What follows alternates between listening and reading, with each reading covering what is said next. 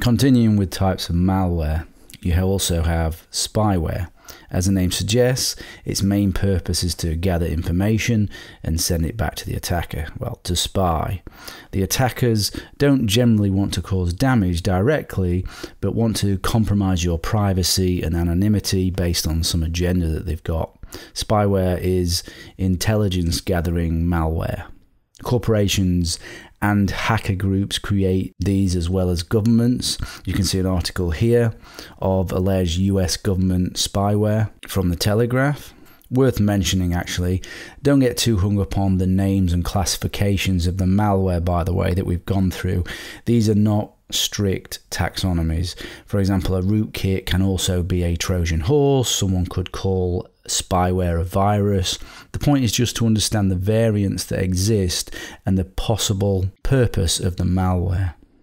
Another one is adware, which some people consider to be a form of spyware, is undesirable software that forces advertisement on you. There are millions of different variants of this. One of the most annoying and destructive form of adware is called cool web search. You may even have encountered it yourself, but there's nothing cool about it at all. It hijacks your default search engine. It displays ads in the browser.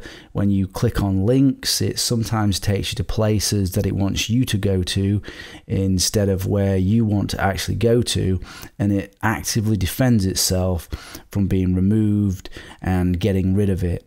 So it's particularly hard to shift, and there are many variants of it that have affected millions of people.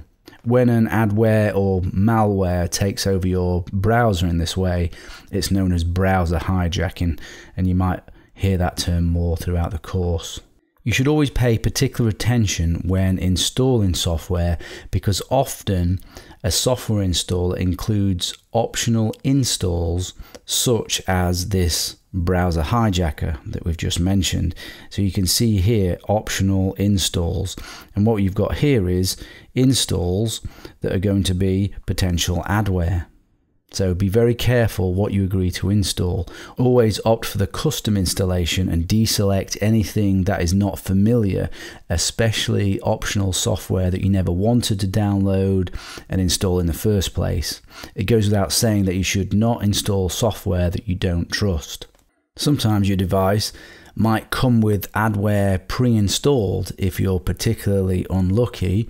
One of the worst cases was Lenovo pre-installing Superfish adware that not only served you adverts based on what it knew about you from spying on you, it also included a self-signed certificate allowing your browser TLS and SSL encryption to be bypassed. So not very good of Lenovo there. In fact, I would never buy a Lenovo laptop again after that and all the rest of the things that Lenovo have done.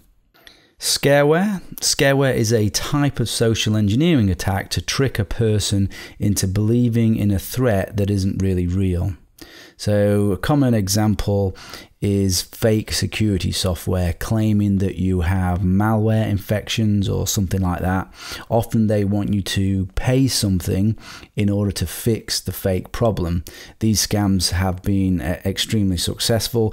You can see here personal antivirus software. It's identifying all of these fake vulnerabilities, and then it's going to keep popping up. It's going to keep causing problems on your machine, and then people are fooled into paying for something to remove the fake viruses.